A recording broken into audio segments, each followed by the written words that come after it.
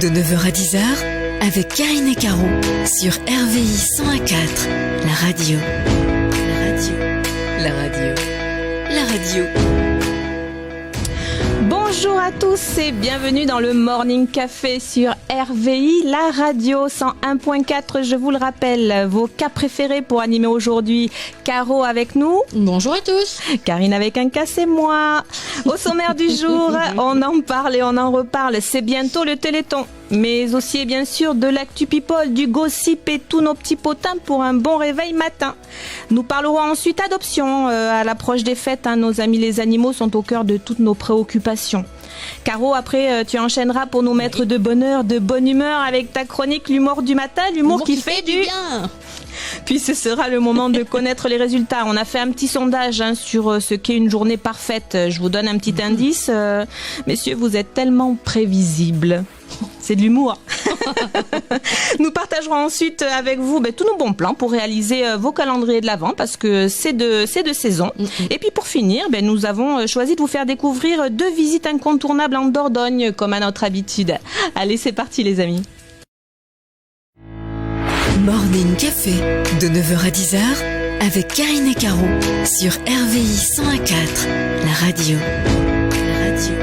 La radio. La radio. On se retrouve les amis sur RVI, la radio 101.4 dans notre émission Morning Café. Caro, comment tu vas ? Écoute, ça pique un peu le matin, mais ça va. Et bon café à tous, bon réveil et bonne émission. Bon, allez, on enchaîne.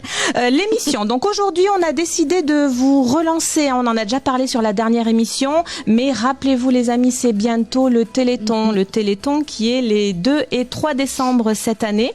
Mais bon, ça fait déjà un petit moment que toutes les festivités ont débuté. On est quand même sur à peu près 20 000 animations sur ce mois-ci partout en France. Donc on vous rappelle juste, les amis, pour le Téléthon, c'est la 36e édition cette année.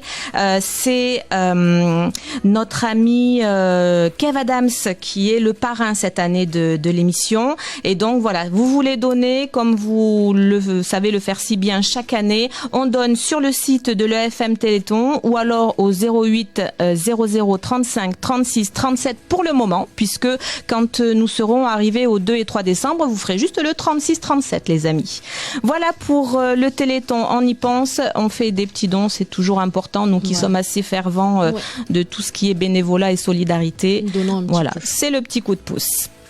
Bon, après, je voulais quand même qu'on revienne sur des petits potins. Moi, vous le savez, je suis assez adepte de toutes les émissions qui sont un peu de télé-réalité. Là, on reparle encore de L'amour est dans le pré. Alors, qu'est-ce qu'ils ont fait tous ces petits agriculteurs ? Non, quand même, L'amour est dans le pré. Si on se remémore quand même les statistiques, c'est quand même 186 agriculteurs au cours de toutes ces saisons qui ont quand même trouvé l'amour. Ah oui. Oui, mais 186, donc toi, ils sont quand même à l'initiative. Je vais m'inscrire. En 17 ans, c'est quand même pas mal. Je vais trouver l'amour. 186 agriculteurs qui avaient trouvé l'amour, et il y a quand même à aujourd'hui la moitié, parce que bon, trouver l'amour pendant l'émission, c'est une chose. Après, il faut que ça dure. Donc, il y a quand même la moitié de ces agriculteurs aujourd'hui qui ont véritablement pu trouver et avoir une vie de couple. Ils ont même fait des bébés. Oui, 66 naissances. J'ai les scorings. J'ai. 66 naissances. Et donc moi, sur cette année, sur l'édition de cette année, j'ai quand même mes 2 gros coups de cœur. J'ai un gros coup de cœur pour Guillaume le Limousin. Je pense que ça va parler à pas mal de gens. C'est ce jeune homme qui n'a pas encore connu l'amour. Moi, franchement, il a une délicatesse, une bienveillance et une pudeur cette année qui franchement qui m'embarque. Bon, il a décidé, je ne vais spolier personne puisque l'émission sur en tout cas ce sujet-là est passée. Il a décidé d'évincer, rappelez-vous, Margot, au profit de sa petite chérie actuelle qui est Noémie.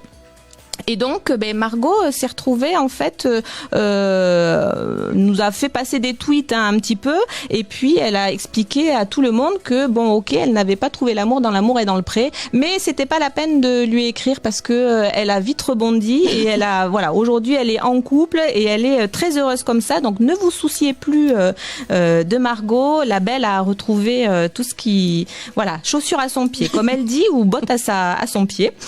Et pour ce qui est de Guillaume, notre très pudique Guillaume.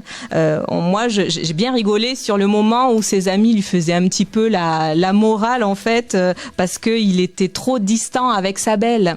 Donc, c'est vrai qu'elle s'en plaignait un petit peu. Voilà, et c'est vrai que c'est pas facile quand on n'a jamais connu de relation amoureuse. C'est vrai que c'était un petit peu compliqué. Et donc, Noémie lui expliquait que, ce serait bien qu'il mette un petit peu la seconde. Et donc, dans la dernière émission que moi j'ai pu voir, ça y est, le petit bisou a eu lieu. Bisous, hein. C'est tout en pudeur, hein. Mais c'est pas grave. Le petit bisou a eu lieu, ils se sont lancés. Bon, voilà. Moi, Guillaume et sa petite chérie Noémie, je les trouve très touchants. Ils sont super. Après, j'ai mon deuxième coup de cœur. Alors, je pense que c'est aussi le coup de cœur de beaucoup de personnes, c'est Thierry, alias Coquenne de Sort.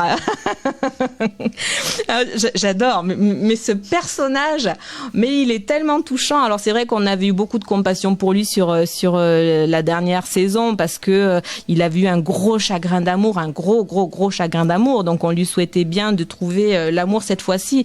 Bon, malheureusement, notre Thierry Coquenne de Sort n'a pas trouvé encore une fois chaussure à son pied. Ça l'a pas fait. Donc voilà, on a envie de lui envoyer tout notre amour à nous et tout notre courage. Eh bien, figurez-vous que c'est pas la peine. Alors. Il se dirait dans les offs, dans les coulisses, que Thierry aurait enfin trouvé son petit amour parce que sur un petit peu avant le bilan, sur la dernière émission, ils lui ont donné, Karine Le Marchand lui a remis tout un paquet de lettres en fait pour le consoler. Et bien dans ces lettres, Thierry a trouvé sa petite perle rare. Ah mais ça c'est marrant. Donc c'est la bonne nouvelle, voilà. Et puis après le potin du potin, qui sont toujours ensemble, qui ne sont pas ensemble. Aujourd'hui, on a Pierre et Fred, vous vous rappelez, dans L'amour est dans le pré de la saison 7, Pierre et Fred, en fait, c'est les producteurs d'Armagnac qui étaient installés dans le Gers. Alors moi, ils me font rigoler parce qu'ils sont à fond sur Insta, sur les réseaux sociaux. Et alors on les voit dans leur voiture tous les deux, plus amoureux que jamais, avec le petit à l'arrière, et ils poussent la chansonnette, ils sont à fond. Et donc voilà. Donc bon, je vais pas dire que ce sont des chanteurs nés, on va pas on ne va pas les inscrire à la Starac. Mais Pierre et Fred sont toujours ensemble, c'est une bonne nouvelle. Qui est toujours ensemble? On a Thierry et Annie de la saison 7 aussi, qui sont toujours ensemble. Pour ceux qui se rappellent aussi, Jérôme et Lucie, de la saison 15. Pareil, toujours amoureux, plus que jamais. Alors tout cela nous ont fait des petits bébés. Thierry et Véronique aussi, de l'amour de la saison 8, dans L'amour est dans le pré-saison 8. Virginie et Thomas, saison 9, qui sont aussi toujours ensemble. C'était ce couple en fait où il y avait quand même une différence d'âge, où Véronique, notre agricultrice, en fait, je crois qu'ils avaient une vingtaine d'années de différence d'âge. Nathalie et Victor aussi, Damien et Élodie de la saison 8. Voilà pour les réjouissances, ce sont que des bonnes nouvelles. C'est génial. Bon, écoutez les amis, après on va se retrouver, donc ce sera plus des gossips, on va retrouver un petit peu notre sérieux parce qu'on va parler d'adoption, Caro, avec toi. Adoption et faire attention, effectivement. Voilà, c'est ça. On va faire des petites mises en garde. On se retrouve de suite les amis.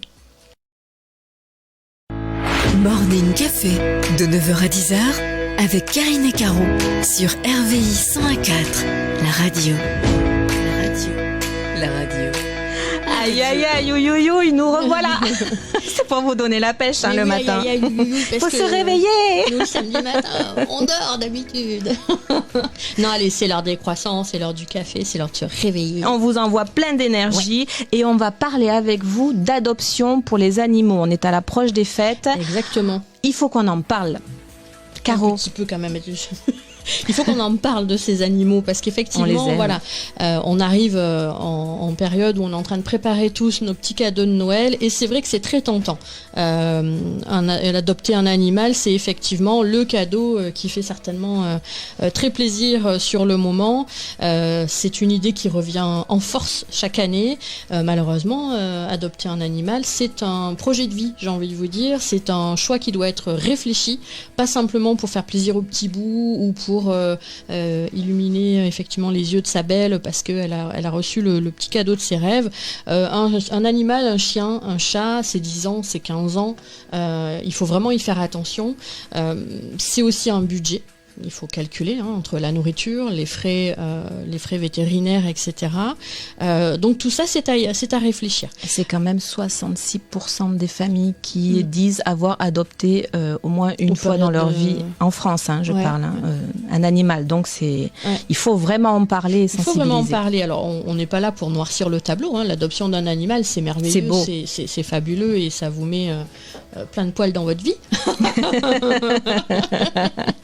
Mais voilà, nous on attire juste l'attention en cette période-là où effectivement c'est le cadeau de Noël, c'est pas le cadeau de Noël. Alors si bien sûr vous avez réfléchi à tout ça, si vous avez pris tous les tenants et les aboutissants en compte de ce projet-là, moi j'ai l'habitude de dire adopter, c'est s'engager.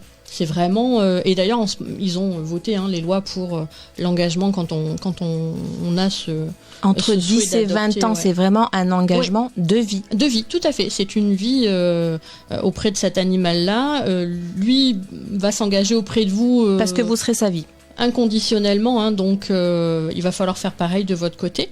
Donc voilà, c'était un petit message qu'on voulait faire passer en l'approche de ces fêtes, et tout ça pour mettre aussi en avant par rapport à ces projets d'adoption, le fait de privilégier plus, alors à part quand on a un projet sur une race bien particulière, bien définie, où là effectivement on peut, il vaut mieux s'orienter vers des éleveurs qui sont dans ce métier-là. Non mais raconte-nous, Caro, ne fais pas de cachotterie. Moi je veux que tu nous expliques comment toi tu as fait. C'était pour partager aussi une expérience personnelle sur l'adoption. Donc moi j'ai privilégié effectivement le choix d'une association. C'est tout frais, ça fait combien de temps ? C'est tout frais, ça fait à peine 2 mois qu'il est à la maison, ce petit loulou.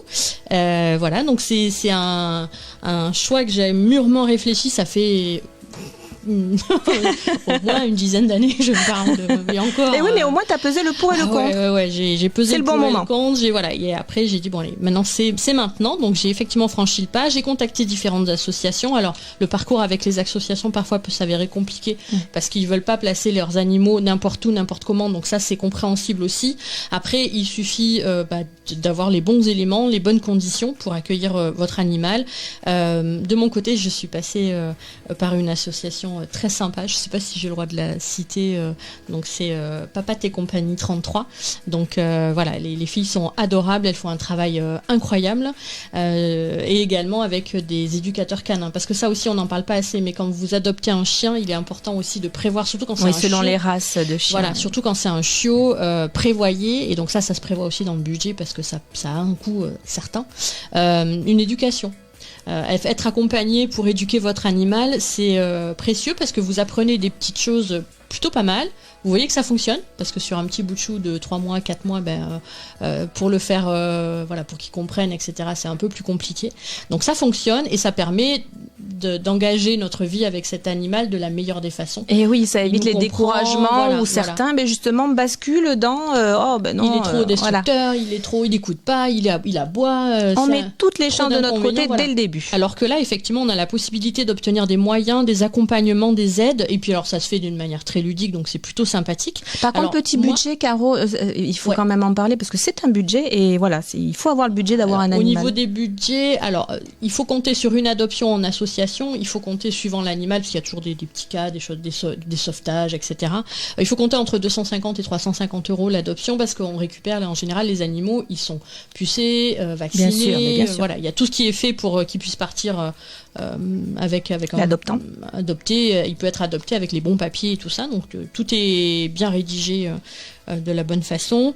Après, il faut compter sur les éducateurs canins, c'est entre 10 et 15 € les sessions. Quand vous allez, comme avec mon petit loup, mon petit bébé, on va par exemple le dimanche matin faire... Oui, le dimanche matin aussi.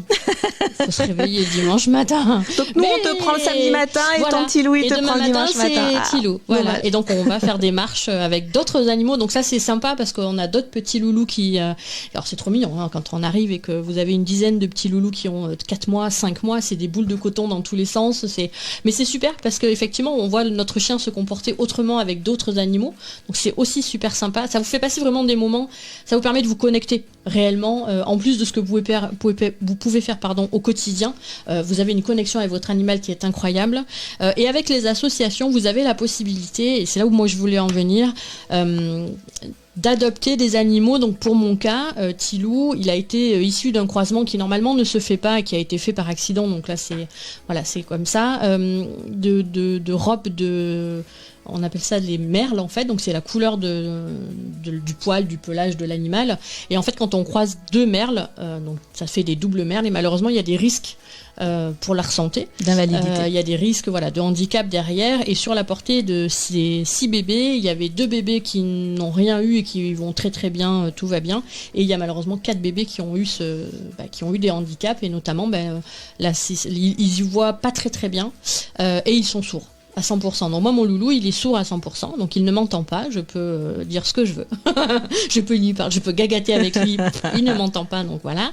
Mais il y voit pas très très bien. Il voit quelques formes, etc. Par contre, l'éducation est faite aussi en ce sens. Donc c'est pour ça qu'il faut aussi s'accompagner, notamment là sur ce cas particulier, d'éducateurs canins qui nous permettent d'appréhender une éducation au toucher.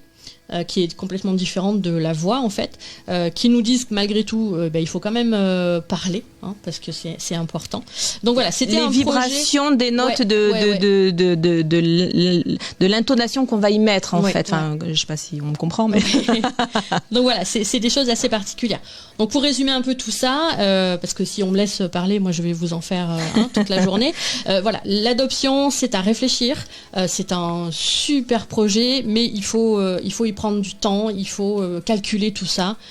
Et après, une fois que vous avez décidé de franchir le pas, allez-y, éclatez-vous.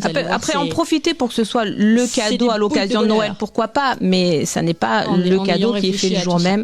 Et on y réfléchit après. Non. Dès maintenant, vous y réfléchissez. Si ça fait partie des souhaits de votre famille, n'hésitez quand même pas, c'est une super chose à faire, mais on y va. Voilà. Et puis, je l'amènerai un jour. Ah oui, Tilou. Je l'amènerai comme ça, on le verra. Bon allez, on va se retrouver juste après avec notre chronique que l'on adore, l'humour du matin, l'humour qui fait... Dis bien. À tout de suite. Morning Café, de 9h à 10h, avec Karine et Caro, sur RVI 101.4, la radio. La radio. La radio. On se retrouve donc sur RVI 101.4. Radio. Oui, dans le Morning Café. Je vous rappelle quand même, au niveau des réseaux sociaux, vous pouvez aussi nous retrouver sur Facebook, sur le Facebook de la radio, RVI La Radio. Et puis, écoutez, on enchaîne de suite avec... Prends mon temps de parole. Ah oui, non, allez. Caro, tu veux nous raconter quoi? Oui. Fais-nous rire. Je vais vous faire rire. Non, alors là, je ne sais pas si je vais arriver à vous faire rire aujourd'hui, parce qu'on est dans la chronique voilà. Humour du matin, humour qui fait du bien. Si, on va essayer. On était parti, vous savez, à chaque émission, en fait, je fais ma petite session sur, en ce moment, les noms de villes et villages insolites. Donc la dernière fois, ça avait plutôt bien marché. On avait passé un bon petit moment. Et je me suis dit, continuons dans ce sens-là. Allons un peu plus loin encore dans les noms de rues. Insolites, amusantes, etc. Alors, toujours ma petite partie culture G. Comment s'appelle un nom de rue? Un nom de rue, c'est un odonyme. Un odonyme. Un odonyme. Un nom de rue, voilà. Odonyme ou nodonyme? Un odonyme. O-D-O. C'est un odonyme, donc c'est un nom d'un lieu, donc d'une rue, d'un chemin, d'une allée, suivi d'un nom propre. Comme la dernière fois, les habitants, là, on a des rues qui portent des noms qui font sourire. Exactement. Voilà. Donc j'ai regardé.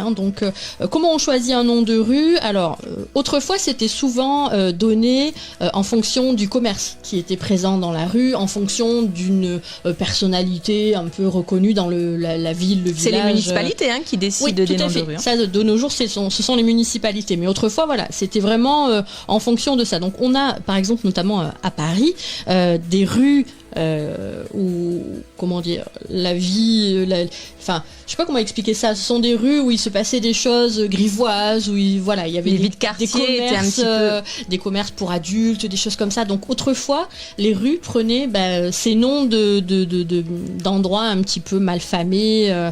Donc, on avait, par exemple, la rue de la Grande Tuanderie. Après, on a des choses un peu... la rue Brise-Miche. La rue Gratte-Cul. Et il s'y passait quoi dans ces rues-là? je ne m'étendrai pas sur ce sujet, je vais pas avoir assez de temps. Après, on va me faire coupe. Voilà. Mais effectivement, c'était ça, en fait. C'était rattaché au métier, aux filles de... Ah ouais. Il fut un temps où c'était moi qui avais le fou rire.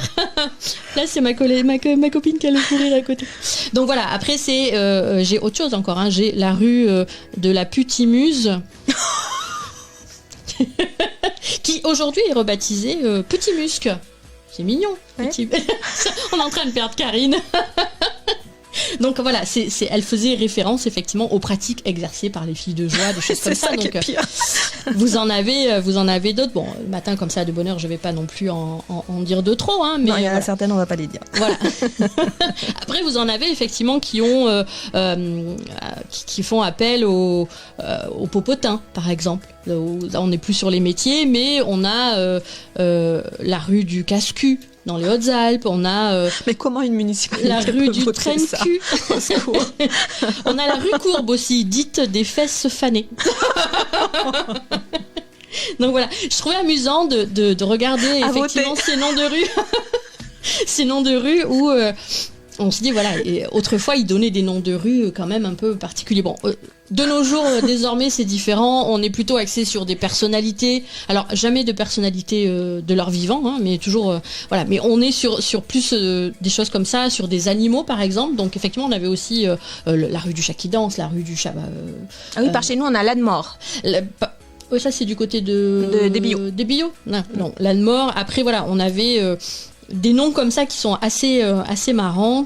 Bon, après j'ai des noms de rues, la rue des Muses, la rue des Scouts, la rue du Bon Voisin. Bon, ça c'est des petites, c'est mignon. C'est mignon, hein, on est plus. Il y fait bon vivre. Voilà, on relève un petit peu le niveau, on passe, voilà, rue de la Jalousie aussi. Donc ça c'est plutôt amusant. Rue Courte. Alors celle-là je l'ai trouvée mignonne. Rue de la Bulle, rue du Temps Perdu. Voilà, des choses comme ça. Je voulais également mettre en avant un nom de rue qui est situé dans une commune à côté de Brantôme, donc dans la région, notre belle région de Dordogne. C'est la rue sans nom. Elle s'appelle rue sans nom. Oui, j'ai compris. On va couper, c'est trop long. Mais, donc la rue sans nom. Voilà, je voulais terminer sur ce petit nom de rue qui, on dirait qu'il n'en est pas un, mais si, ça en est un. Donc voilà, j'espère que je vous ai quand même un petit peu amusé, même si c'était rapide et vite fait. Mais voilà, c'était ma petite chronique du matin. Mais on va continuer nos petits papotages parce qu'on va vous parler de notre journée idéale, de la journée parfaite. Hein. C'est quoi une journée parfaite pour les femmes et pour les hommes? On se retrouve de suite. Morning Café, de 9h à 10h, avec Karine et Caro, sur RVI 101.4, la radio. La radio. La radio. Bon, une petite pause, le temps de se remettre un petit peu de la chronique qui fait du bien. Bon, maintenant, on va vous parler, on va discuter un petit peu sur la journée parfaite, parce qu'on vous a parlé la dernière fois du réveil matin et des matinées, la façon dont, voilà, les petits sondages sur le matin. Là, on a fait un petit sondage, en fait, sur ce qu'était la journée parfaite pour les Français. Donc, en l'occurrence, je reviendrai après sur, moi, j'ai fait un petit sondage interne, au niveau des réseaux sociaux, mais l'officiel, ce qu'est une journée parfaite pour les femmes, par exemple, Caro. Selon toi? Oh, c'est se faire chouchouter. Massage, coiffure, pédicure, quoi, tout en hure. La journée parfaite pour les femmes françaises, la meilleure des journées, c'est d'être réveillée avec des câlins et des bisous. L'incontournable, peser 2 kilos de moins que la veille. 2 kilos, vous y allez, mesdames. Un petit déjeuner au lit avec le jus d'orange pressé, thé croissant, le bon bain chaud. On valide aussi. Voilà, les soins, visage, manucure, c'est exactement ce que tu nous disais. Le petit déjeuner du midi, pareil avec la copine. Ah ouais, ça c'est ça. Après, on n'oublie pas le shopping. Pourquoi on continue après le shopping avec du massage. Ouais. Et après le massage, le dîner aux chandelles. Ah bah, c'est pas idéal quand même comme journée. Un petit cinéma aussi, non? Ça, c'est vraiment le sondage, les stats sur mariage au féminin qui nous parlait un petit peu des stats féminines. Et donc là où ça m'a fait un petit peu rigoler parce qu'on est tellement différents, messieurs. La journée parfaite d'un homme, par exemple. Sans sa femme. Fabien, la journée parfaite. Bon, il faut quand même savoir. Dans la nature, peut-être. Revenons sur la base de l'homme, de l'homo sapiens. La journée idéale de l'homme, c'est quand même 4h19 de sexe. 4h19, c'est ça. 3h36 de travail et 3h02 pour la famille et les amis. Hein, si on va au niveau de la chronologie, 2h30, il nous reste 2h38 pour manger et boire quand même. Hein. Faut reprendre des forces parce que 4h... Et on finit par 29 minutes à se laver et s'apprêter. Chacun a ses priorités, messieurs. Dans quel sens? Ça, c'était un sondage qui sur le Daily Mail. Le même sondage qui est fait sur un autre quotidien sur mariage au féminin, justement, qui nous dit que effectivement, on est toujours sur ces messieurs dans les petites cochonneries le matin quand on se réveille. Après, on va aux toilettes. L'incontournable aussi pour ces messieurs, déjeuner, McDo, bière, prendre sa douche et se raser. Et il y en a qui rajoutent quand même, parce qu'il faut pas l'oublier, regarder le foot. Ah bah oui. Journée idéale pour ces messieurs. Ou l'activité, ouais. Et il y en a pas un qui dit une partie, enfin un truc de sport avec ses potes ou. Non, en tout cas, ça n'est pas revenu. À part regarder le foot, ça n'est le sport et l'exercice physique, mais tu retiendras que dans le sondage au féminin, ça n'est pas revenu non plus le sport. Hein. Mais on n'a pas besoin de préciser. Il faut être équitable, il faut être juste quand même. Hein. Par contre, moi, sur le sondage que j'ai fait en interne sur mes réseaux sociaux, eh bien, figure-toi que les hommes sont... Alors, soit ils n'ont pas voulu, nos amis, nous le dire. Ils ont voulu faire bien. Ça passe à la radio. Attends, je vais dire des trucs.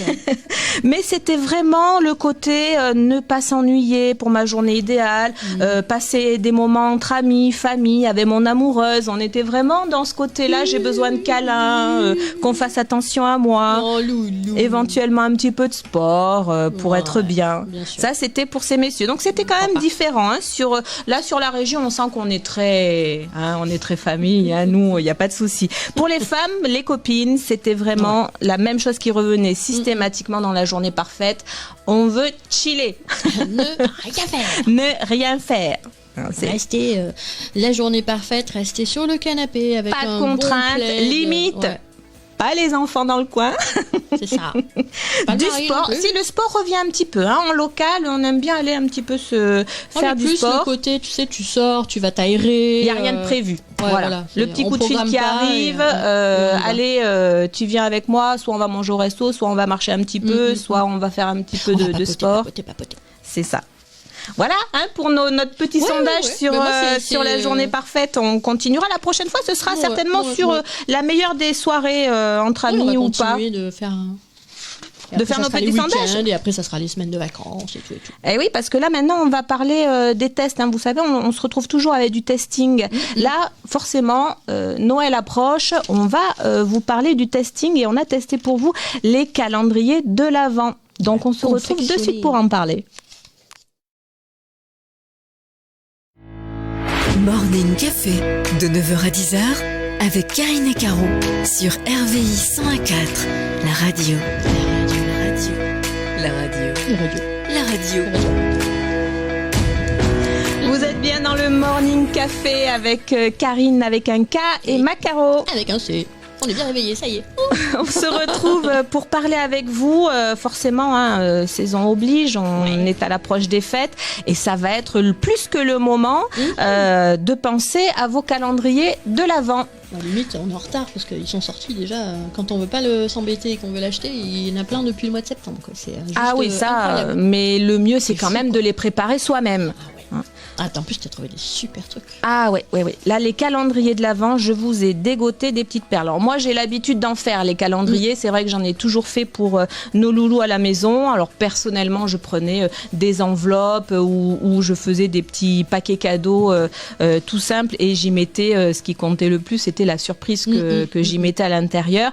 Mais c'est vrai qu'on peut toujours trouver à faire à pas cher. Je suis une adepte en fait du fait maison, et puis voilà, si ça peut éviter de coûter cher, parce que mine de rien, les calendriers que l'on trouve dans le commerce, mais excusez-moi, entre 20, 30, 40 euros.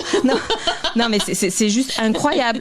Et quand, nous concernant, on est une famille recomposée, maintenant ils sont grands, mais ils aiment encore les calendriers de l'Avent, même pour adultes. Mine de rien, quand on a 4 enfants à nous deux, vous comptez. Voilà.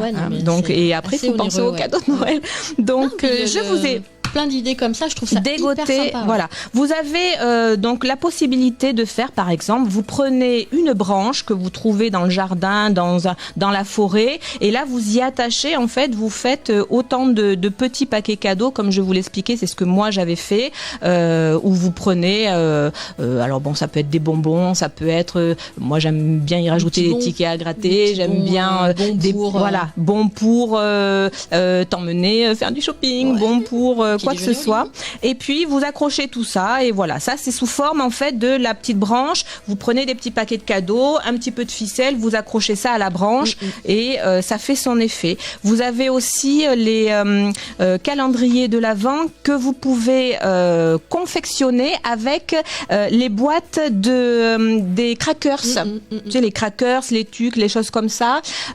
Et donc ça fait comme des rouleaux, et là vous pouvez les enrouler soit dans des petits torchons auxquels vous faites des nœuds, parce que tout ça après vous pouvez le récupérer, c'est juste le moment en fait d'ouvrir le paquet cadeau, et puis vous notez les numéros à la main que vous collez sur le petit torchon, et ça vous fait effectivement comme des bonbons, puisque le rouleau il est long en fait, donc ça fait un gros bonbon, et à l'intérieur vous pouvez y mettre du coup des surprises encore plus grosses.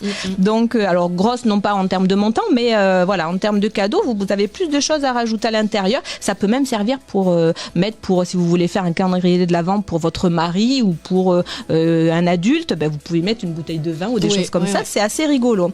Mon vrai coup de cœur sur le calendrier de l'Avent, c'est vrai que même moi je n'y avais pas pensé, c'est tout simplement de placer des photos que vous avez récupérées, des souvenirs de l'année passée, des souvenirs de l'enfance. Ce sont des photos où vous pouvez tout simplement les imprimer, vous les retournez, et donc chaque jour votre enfant ou votre mari ou vos parents retournent une des photos phares de l'année précédente ou phares de votre famille, et ça n'a pas de prix. C'est un moment où chaque jour ça vous remémore un moment intense que vous avez passé en famille. Ça c'est un super calendrier de l'Avent à prévoir, qui ne coûte rien, mais par contre celui-là il fait du chaud au cœur. Après on en a un autre, celui-là aussi qui est excellent. C'est tout simplement vous utilisez votre boîte aux lettres, c'est-à-dire que chaque jour vous envoyez votre enfant, votre mari, ou vous y allez vous-même s'ils l'ont fait pour vous, et vous ouvrez votre boîte aux lettres dans lequel la personne y aura déposé chaque jour une chose différente. Voilà, et ça vous fait un calendrier de l'Avent avec votre propre boîte aux lettres à l'extérieur. J'ai trouvé ça franchement génial. Juste à trouver ce que vous mettez à l'intérieur, mais tous les jours, aller ouvrir sa boîte aux lettres. Voilà, c'est pas le facteur qui passe, c'est le calendrier de l'Avent qui fait foi. Vous avez aussi la possibilité de faire ce même calendrier. Alors là, tout en tissu. Vous prenez une nappe que vous découpez en carré, et vous prenez des vieux pantalons, vous découpez les poches, et là, tout simplement, pour ceux qui aiment coudre, et encore, il faut pas savoir trop coudre, vous pouvez aussi le coller, les colles à tissu. Et donc, ça fait comme des poches, en fait, que vous préparez sur le tissu, et dans lesquelles, chaque jour, vous y insérez des petits objets rigolos. Voilà, c'est un carré de tissu avec des poches qui sont collées. J'ai trouvé ça génial comme style de calendrier de l'Avent. Et puis, qu'est-ce que j'ai d'autre? Alors, on a toujours les photos qui reviennent. On a les fameuses chaussettes. Vous pouvez aussi préparer votre calendrier de l'Avent avec petite pince à linge, le petit cordon, et vous prenez des chaussettes dans le placard, et chaque jour, vous leur mettez un numéro et vous glissez quelque chose dans les chaussettes à l'ancienne. Vous faites ça aussi avec des bocaux. Et aussi, pensez-y aux petits chapeaux pointus aussi d'anniversaire. Tous les jours, vous mettez sur une table, vous en mettez 24, et puis chaque jour, vous soulevez le chapeau. Ça aussi, c'est une idée qui est géniale. Voilà, j'espère que je vous ai donné plein d'idées pour préparer votre calendrier de l'Avent. Moi, je me suis régalée à en chercher pour vous, et on va commencer ça de suite pour tous nos enfants. Ah oui. Et après, bon, on se retrouve de toute façon, quoi qu'il en soit, après avoir parlé de calendrier de l'Avent, on va aussi vous donner nos bonnes astuces en fait pour la visite incontournable dans le Périgord. On a un top 10, mais nous, on va vous donner nos 2 bestes là pour le moment. À de suite. Morning Café de 9h à 10h avec Karine et Caro sur RVI 101.4, la radio. La radio. La radio. La radio. Alors, on se retrouve, Macaro, mais c'est déjà presque la fin, mais ça passe à une vitesse à chaque fois. On n'a pas envie de vous quitter. Hein. Bon, je vais essayer de ramer pour grappiller des minutes. On vous a trouvé, comme d'habitude, pour finir en beauté cette émission, nos grands bons plans pour visiter, pour des visites sympas en région. Hein. Aujourd'hui, on vous a trouvé quoi ? On a trouvé des petites visites sur Périgueux.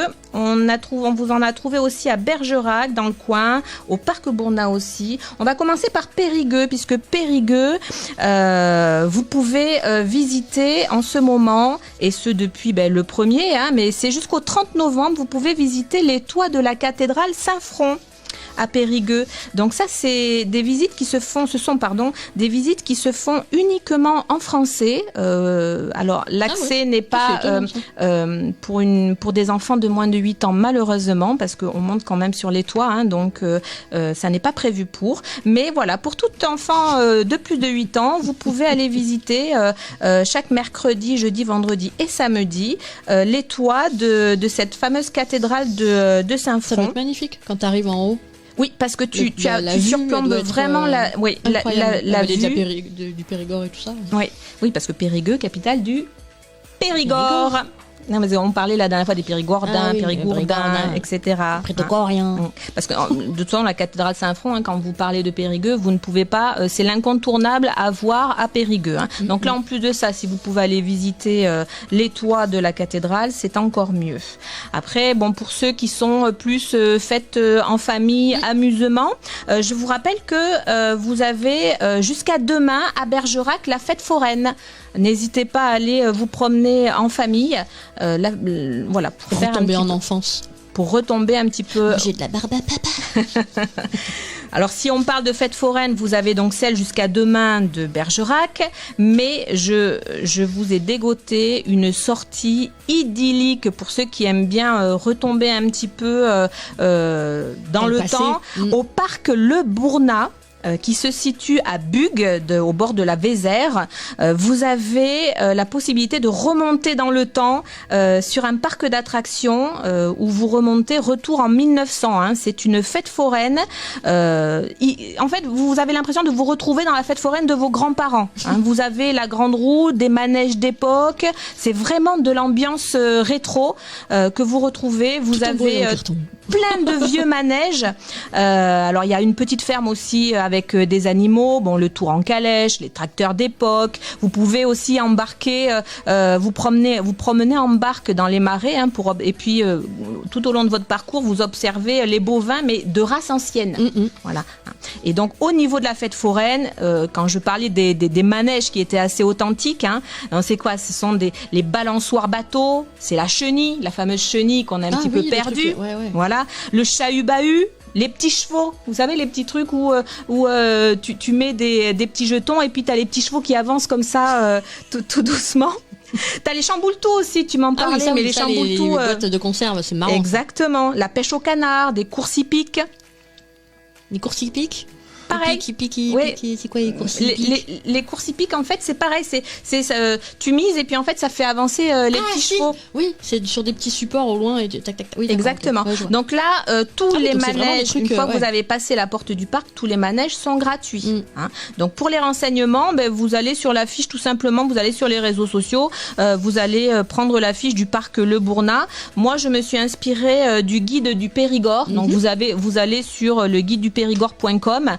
Et puis là, vous retrouvez un top 10 avec toutes les activités à faire. Et si vous voulez connaître le lieu en fait de cette fête foraine du Bourna, eh bien, vous la trouverez sur le guide du Périgord.